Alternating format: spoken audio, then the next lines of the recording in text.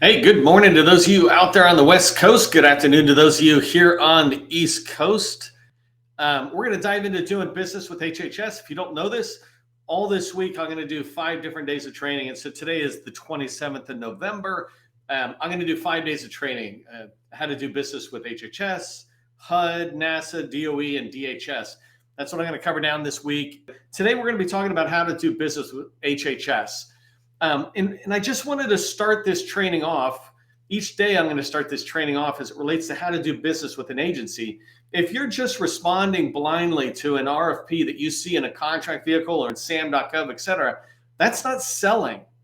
There's nothing wrong with it per se, but it's not selling. It's a reactive approach to doing business with the federal government. You're submitting a quote or you're submitting a proposal, and so you don't know anything about it. Business development and capture is when you start putting a proactive approach to your process, right? You start actually selling. So again, feel free. I sometimes do this myself where I blind bid because I just didn't have time, but it's a perfect fit for me. But that's not the norm, right? That's the exception. The norm should be a proactive approach to business development. And the first part is understanding a target agency. You'll see this in the next slide. But on the 7-step process that I teach for federal revenue success, it begins with research or understanding your target agency better than anybody in that agency. How do you do that? I'll show you some tips today in the training. The second thing is you want to be building strategic relationships with federal buyers and with teammates, in particular with companies that are already successful in HHS. And then the last thing is identifying opportunities, right? Having the relationships is the best way to identify opportunities, but there's other ways you can look at it, and we'll talk about that as well today. In today's training, usually I have these bullets, but frankly, I have 10 things I'm going to walk you through. And so that's a live walkthrough of HHS's information. It's going to be a fire hose worth of information. It's going to be good information. And if you take the time to go back and do what I say or go look at the things I say, you'll get a lot of traction out of this. But we'll do a live walkthrough for HHS. One of the things I'm going to share with you are 10 tips. And so if you want these 10, not 10 tips, but 10 steps. If you want the links to each one of these 10 steps, do me a favor, just put links, please, into the chat, and I'll make sure to get those to you after the training. So if you don't know who I am, my name is Neil McDonnell. I'm the president of the GovCon Chamber of Commerce, and I want to welcome you to my federal sales training, where I provide tips for success in the federal market. I spent 20 years in the federal market as a small business owner, and since 2018, I've been teaching people like you that government contracting is not a secret, it's a process. When we follow a process A to Z, we're going to have repeatable, predictable results.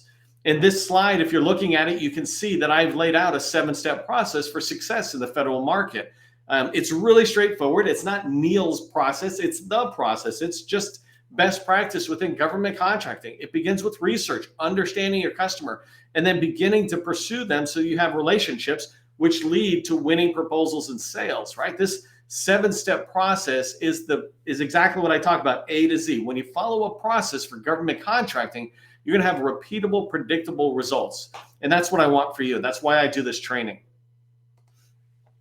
Okay, so we're going to use this slide as a stepping off point to everything else I want to show you, but I'm going to cover down on 10 things, and I really only have like 2 minutes per thing. So they're not deep dives. I've done deep dives actually on each one of these 10 in other trainings that I've done. So go look at the 400 trainings I've done in the last 2 years, and you'll find one that explained how to use number 7, the long range acquisition forecast, et cetera.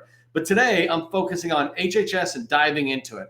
So let's begin with the org chart. So you want to understand the organizational structure of the agency you're going after. And in particular, HHS gives us a really good org chart. And the thing I like best about it is that it's hyperlinked off to other org charts. I'm not going to go down that path at the moment, but the thing I want you to understand is when you come into HHS, there's 2 main groups of customers, right, that you can think about. On the left-hand side are these major offices within the headquarters area.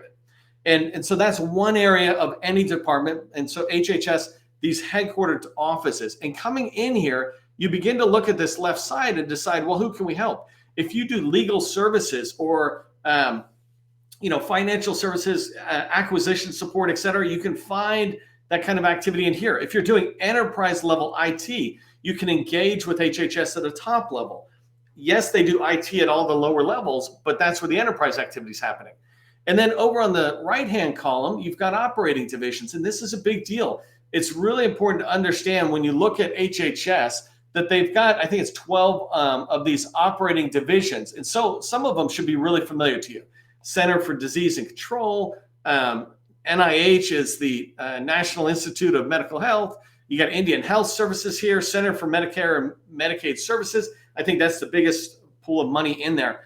What I recommend you do when you come into HHS, right? This is why I say pick one agency, one department to go after. And then inside there, look at these agencies, go, which one can I support the best? And some of the other information I'm going to share with you will begin to help you answer that question.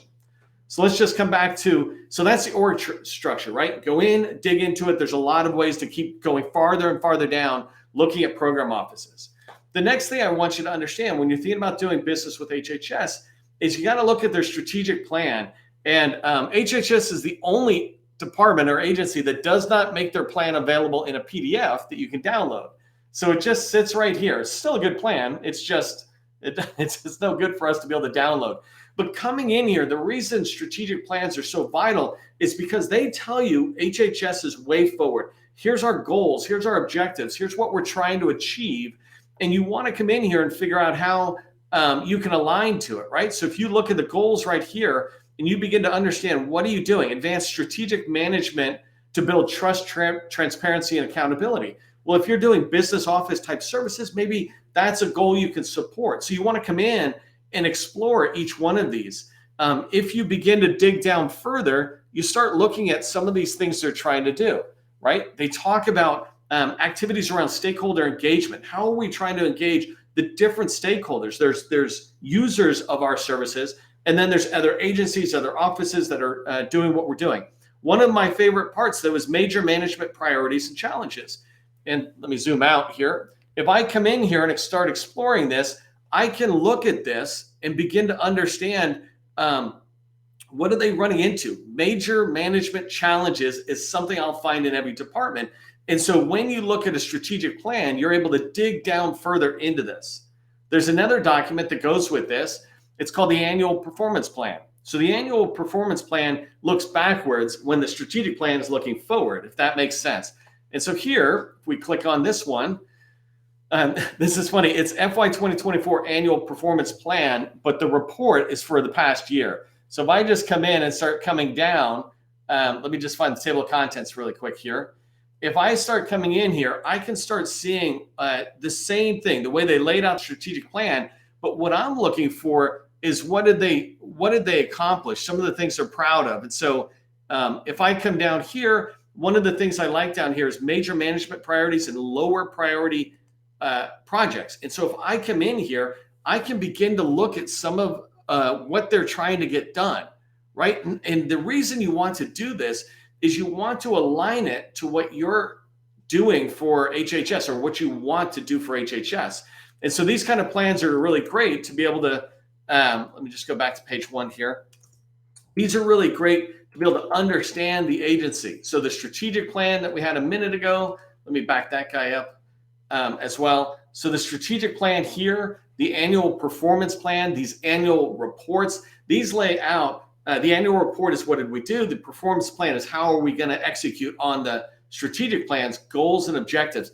But these are documents, strategic documents that you want to find. So 2 and 3 in particular, you want to find these to be able to understand a customer. The reason I say this is important is because when you think about having conversations during business development or during capture and proposal writing, you're really trying to strengthen that idea within your proposal and your response that you get them. You understand HHS or CDC within HHS. You get them and you understand where they're trying to go. When you've read these documents, you begin to align your solution to their needs and their needs that are beyond just what's in the RFP. So these are very, very helpful.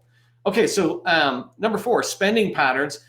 I want to go into 4 and 5 in particular about the money that they're doing. So if we look at spending patterns, I could go to FPDS. I'm just going to USA spending, and I just want to start here for a second.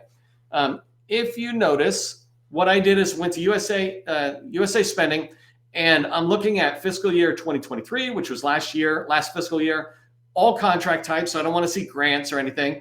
HHS is the funding agency, so they're the ones providing the money. It isn't always inside of HHS, but for the most part it is. And then most importantly, what I was looking for, because this is generally small business training here, I'm looking for awards they did in 2023. I just want to see the spending pattern. And so again, moving really fast on these slides, this one here in USA spending, I'm able to look at some key things. So first thing I noticed right away when I come in is there was 24,000 contracts awarded. I mean, there's all sorts of different ways of looking at that, but basically 25,000 contracts awarded, right? When you go in, you want to dig deeper and go, well, what does that really mean, right? And so as I come across, I just want to put it in perspective. Roughly, I'm looking at $11 billion spend towards small businesses at HHS. That's a big deal because me as a small business, I don't need a whole billion, let alone 10 billion, right? I'm be happy if I get a few million. And so you want to look at that and you can break it up. One of the things you can see the spend, right? If I break it by quarters, I can see the fourth quarter is where a big portion of that spend is, but I can also just drive it into the months and look at this, right? In HHS, I can see that in October, they're not really doing a ton of their spending, but interestingly, in December, they had a bigger spend. You know how sometimes people go, oh, the holidays, whatever, in December, there's not going to be a lot of activity. Well, it looks like maybe there was in December. So I would dig down into that and understand it. And then January, it looks like it's kind of starts off slow again as people let the thanks or the Christmas and other holidays settle in on them or something. But you can see this pattern that goes on. Another part that I really want to talk to you on the spending, when you look at it, right? You can come into USA spending. I'm looking at HHS's data, and I want to see which one of those subordinate agencies within HHS is spending the most. And so I can see right here, right, Office of the Assistant Secretary, that's at the headquarter level, right? That's a top level office. But then coming down, I'm able to see NIH, CMS, and CDC are the big spenders here. And you can see the amount that they're spending. You get a general idea. If I'm trying to get into HHS and I'm trying to figure out where's the spend, then I would look at NIH. Or I might take a moment and go look at the NAICS codes. I can filter this data more to look at what did they buy and just select 541, 511 as an example to see who's spending on that. I wanted to come in here and show you one other thing. Right here is spending by award agency. I can just come down here and say, well, show me NAICS codes. Same thing. I can see in HHS how much spending is happening and what are they spending it on. This is a very high level description of what are they spending it on. But the first four and a huge portion of what they spend is on professional services, IT services, administrative, et cetera. So that's a big deal. One last thing on the spending data is I can come in here and see who's winning. So these are businesses that are winning, small businesses that are winning, right? So this is a big deal for me to be able to pursue that. And when you're on here, if you haven't seen this, I can just keep going to the next 10 and to the next 10. I'm okay looking at people who are winning 5 million plus and going, those potentially are good HHS teaming partners. Okay, so we're moving fast. I'm on number 4. Number 5 here, I'm looking at the budget. So when I look at number 4 in USA spending, what did you spend money on? Now I want to look at, well, what are they going to spend money on? And so here, if I click on this, I'm able to look at their budget. Their budget is huge, hundreds and hundreds of pages. This is just their summary, right?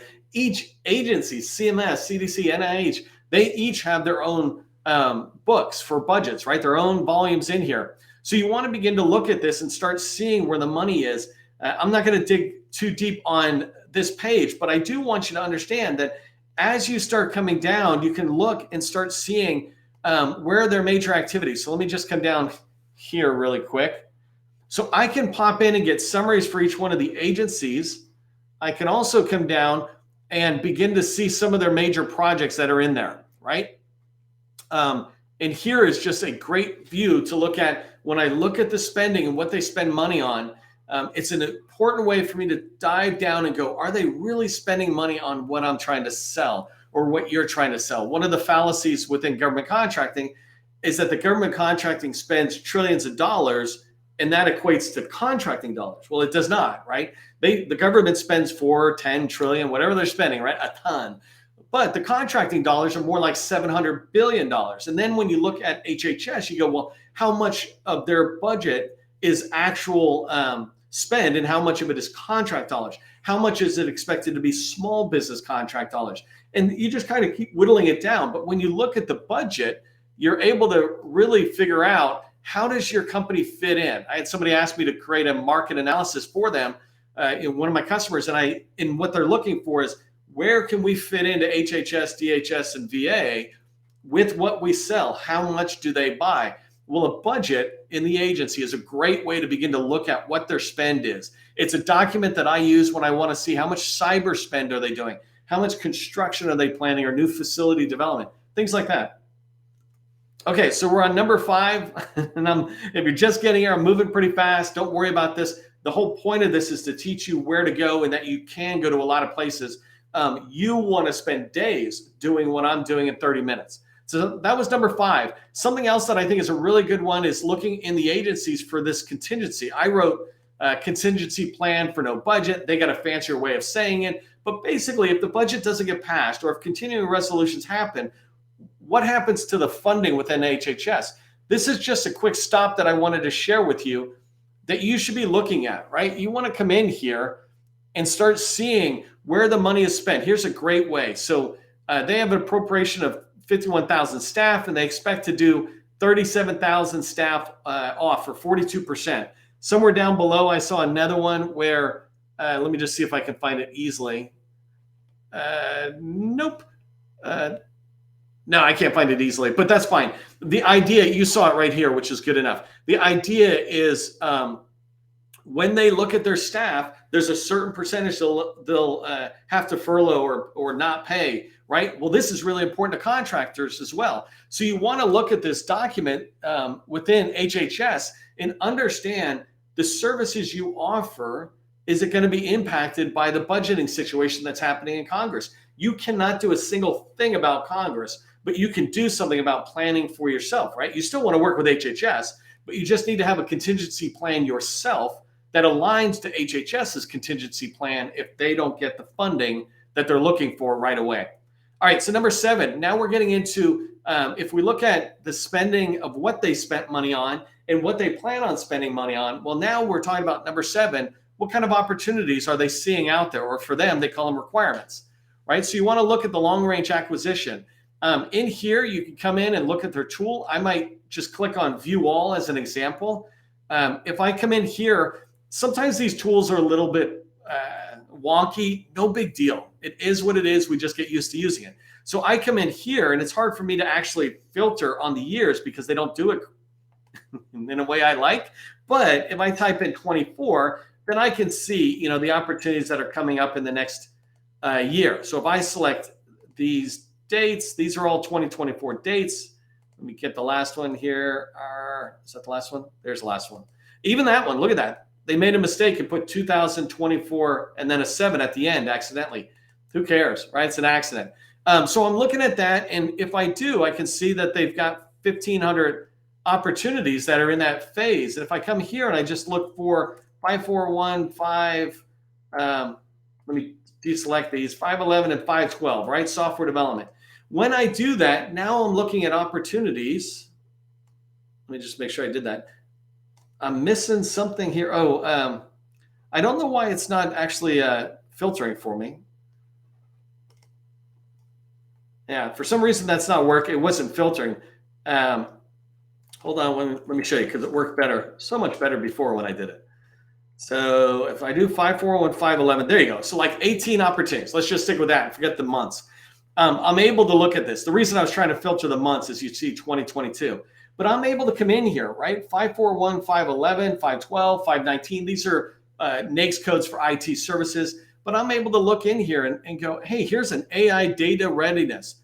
I don't know what that is, but that sounds like something I really want. And look at that. It's only $700,000 or less. That is 100% a small business. And frankly, that's a small business at any size. If you're 100% a data and AI expert, you could probably go after this if you wanted and be really competitive in it. But this forecast, for those of you who've been around a while, you know about it, but it's new.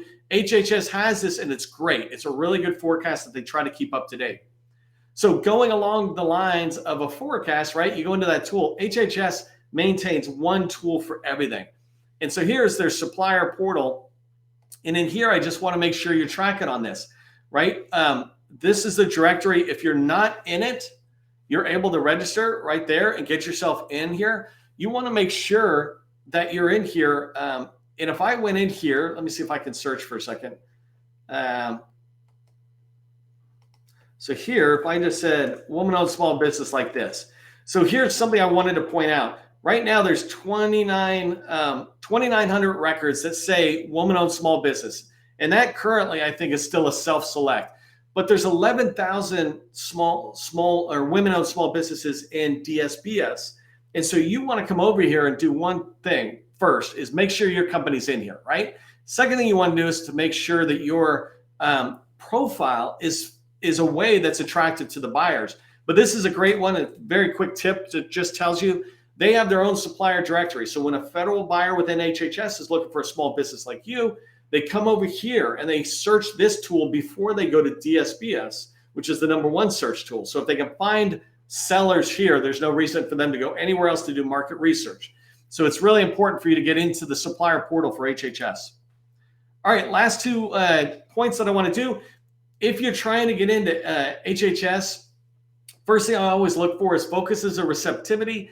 These are the small business specialists. These aren't the only way to go talking to HHS, but they're a great start if you haven't done it. So down here, you can just see, here's Shannon Jackson and the rest of the Ostaboo staff, as well as the small business specialists for each one. So Gwen down there in Georgia, Anita over in CMS, and I think she's also in NIH. These people are out there. They're willing to talk with you. HHS has a way of doing meetings, et cetera, but it doesn't matter. Here's the people's names. This organization right here, just look at Indian Health Services. We've got a customer who reached out to this person, and this person told them about 3 other things that they should be doing, and now they're further in. They also support NIH, right? You can see them down here. They help them get further in, but it started with an introduction meeting to the small business specialist. And so you want to track on that. One pro tip that I didn't put on the slides, and I'm actually not going to give it to you in the link either, but you can go look for it. HHS has an employee directory. They have thousands of employees. NIH, it has its own employee directory. You can type somebody's name in there to get their email and phone number. So if you find their name in whatever way and you want to dig a path down further to the program office, you can get that information. HHS does a fantastic job being transparent. And that leads me to the last place that I want to just share with you is on LinkedIn. If you come into LinkedIn, you can see that HHS has a site, right? Has a company page. But the point I wanted to show you was that they got 10,000 employees. If you come here and you say, I want to see, and when they say 10,000 employees, by the way, they have way more than that. That just means 10,000 people who are here on LinkedIn. And so I'm looking at current company, HHS, right here. Look at this, contract specialist. And not to pull one person out, but if you wanted to find Courtney's information, it wouldn't be here. But you could go to that directory online and you could find it. If you're doing, let's just try IT to start. That might not be the best one to do, but here's IT specialist. Here's an executive director, Office of IT Operations. Here's a deputy CIO, right? I don't know if facility people are on here as much. Facility, let's try that, or facilities. But here's, so director, Office of Operations Administration for one of the agencies, right? This one's a little different. I think if I type facilities, that might be a little better. Facilities. So what I'm looking for is people who are working on, on the backside. So here, facilities, operation, and maintenance, as an example, I might want to pursue Justin. And my point is, we went through a lot of HHS sites. We went through USA Spending. Now I'm on LinkedIn, and I'm able to find more people. This is really helpful to you as you're trying to build relationships and get in, because relationships are the key. If you're looking for help accelerating your growth into HHS or any other agency on the federal side, reach out to me and my team. We'd love to be able to talk with you. We tend to work with companies doing $1 million plus because it is an investment to work with us. But go check our site, govconchamber.com, govconchamber.com. Go check it out, and you can learn more about how we help people. If you found value in today's training, do me a favor, throw a thank you into the chat. And for all of us, just remember, government contracting, it's not a secret, it's just a process. I'll see you in the next training.